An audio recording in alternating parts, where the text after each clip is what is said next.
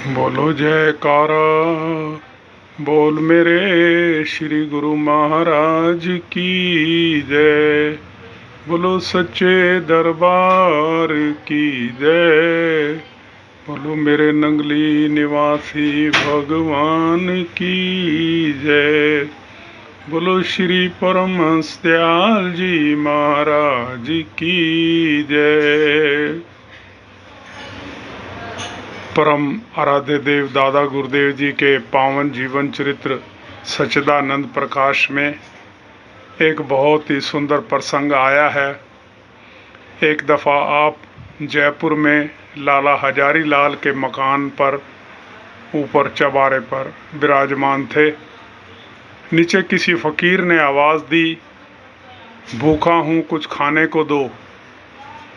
लाला हजारी लाल का बेटा हरबख्श थाली में भोजन लेकर और पानी का लोटा लेकर नीचे फकीर को गया और उसको भोजन करवाया।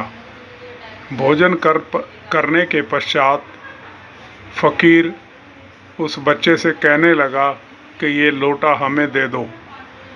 बच्चे ने कहा, ये मैं लोटा आपको नहीं दे सकता क्योंकि मेरे वालिदैन माता पिता घर पर नहीं हैं, उनकी इजाज़त के बिना मैं ये लोटा आपको नहीं दे सकता। वो फ़कीर बार बार जिद करने लगा और कहने लगा, ये लोटा हमें दे दो, नहीं तो मैं तुम्हें भस्म कर दूंगा। बच्चे का विश्वास देखिए। उसने कहा, कोई बात नहीं, आप हमें भस्म कर देंगे तो हमारे बाबा जी हमें दोबारा जिंदा कर देंगे। इतनी आवाज़ सुनकर ऊपर आपने जब ये सुनी वार्तालाप तो आपने कहा, हरबख्श क्या बात है, ऊपर चले आओ। तो जैसे ही बच्चा ऊपर दादा गुरुदेव के पास गया तो उसके पीछे पीछे वो फ़कीर भी आ गया और कहने लगा, बाबा ये लोटा हमें दिलवा दो, नहीं तो मैं इसको और आपको दोनों को भस्म कर दूंगा।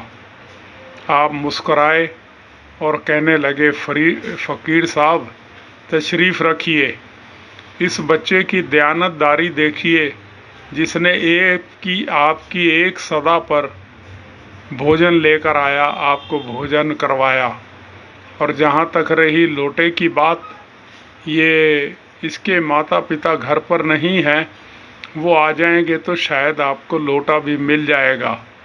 फ़कीर आवेश में था, कहने लगा, ये लोटा मुझे दिलवा दो, नहीं तो तुम दोनों को भस्म कर दूंगा। आप मुस्कराए और कहने लगे, फ़कीर साहब हमने तो घर छोड़ा, बार छोड़ा, दर दर की खाक छानी, आज तक हमें कोई ऐसा नहीं मिला जो नज़र मिला के हमें भस्म कर दे। ज़हे नसीब आज आपके दर्शन हुए हैं, सो आप अपना जादू चलाइए और हमें भस्म कीजिए।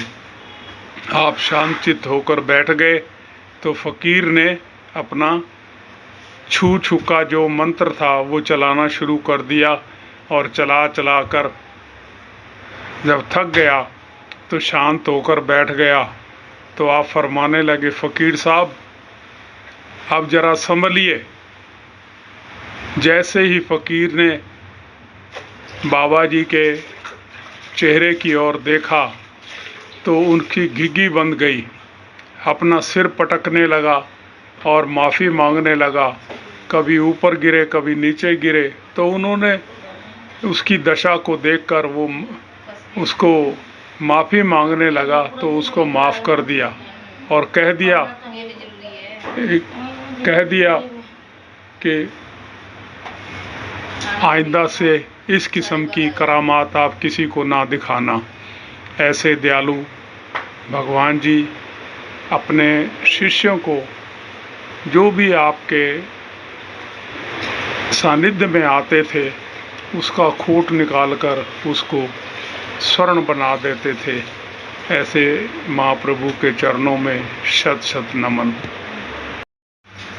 बोलो जयकारा, बोल मेरे श्री गुरु महाराज की जय। बोलो सच्चे दरबार की जय। बोलो मेरे नंगली निवासी भगवान की जय। बोलो श्री परमहंस दयाल जी महाराज की जय। परम आदरणीय संत महापुरुष एवं मेरे सतगुरुदेव भगवान जी की प्यारी संगत, परम आराध्य देव दादा गुरुदेव स्वामी अद्वैतानंद जी महाराज परमहंस जी के पावन जीवन चरित्र सच्चिदानंद प्रकाश से उनके दरबारा दर्शाए गए अनमोल रास्ते पर जो उन्होंने शुभ वचन फरमाए हम सब के कल्याण के लिए, उनको संक्षेप में आप तक पहुंचाने का प्रयास किया जा रहा है। एक दफ़ा आपके सन्मुख कुछ भक्तों ने विचार किया कि अब कब मान लेना चाहिए कि इंसान का मन मर गया। तो किसी ने कहा कि जब इंसान के बुरे ख्यालात मन से ख़त्म हो जाएं तो हमें ये जान लेना चाहिए कि मन मर गया। तो आपने कहा नहीं, ऐसा नहीं है।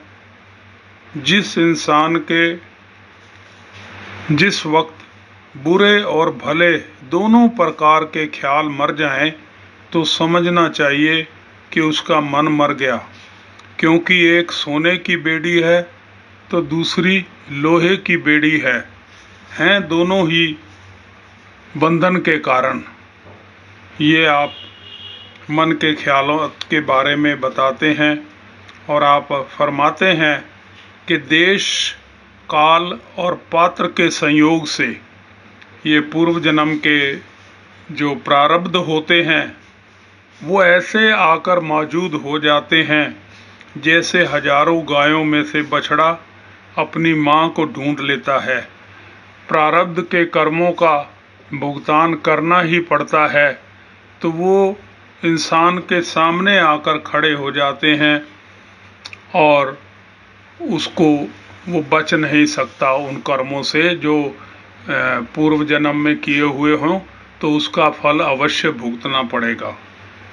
आप फरमाते हैं उत्तम कार्य करने से हृदय शुद्ध होता है और शुद्ध हृदय की पहचान है कि परमात्मा के चरणों में प्रीति हो जाए, और प्रीति की पहचान है कि विषयों का त्याग हो जाए।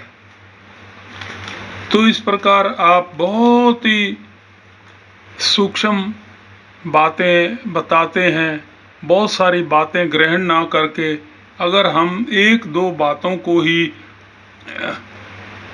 ग्रहण कर लें तो हमारा कल्याण हो जाएगा। परमात्मा प्राप्ति के साधन आप बताते हैं अभ्यास, विचार, ध्यान और समाधि। ये एक स्टेजेस हैं जिन पर चलता हुआ इंसान परमात्मा तक पहुंच जाता है। बोलो जयकारा बोल मेरे श्री गुरु महाराज की जय। बोलो जयकारा बोल मेरे श्री गुरु महाराज की जय।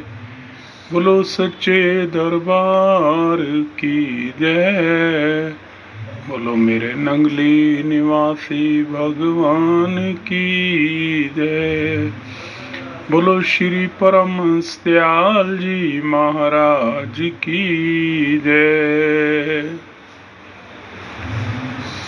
परम आदरणीय संत महापुरुष एवं मेरे श्री सतगुरुदेव भगवान जी की परम प्यारी संगत, हम परम आराध्य देव दादा गुरुदेव श्री परमहंस दयाल जी महाराज जी के परम पावन जीवन चरित्र सच्चिदानंद प्रकाश से उन्हीं के कुछ मुख्तलिफ इरशाद आपके सन्मुख प्रस्तुत कर रहे हैं। एक दफ़ा एक व्यक्ति ने कहा कि मेरे पास 5000 दलीलें हैं जिससे ये साबित होता है कि खुदा है, कि ये एक सृष्टि परमात्मा की बनाई हुई है। मैं 5000 दलीलों से इसे सिद्ध कर सकता हूँ। तो उसने एक एक करके दलील देने शुरू कर दी।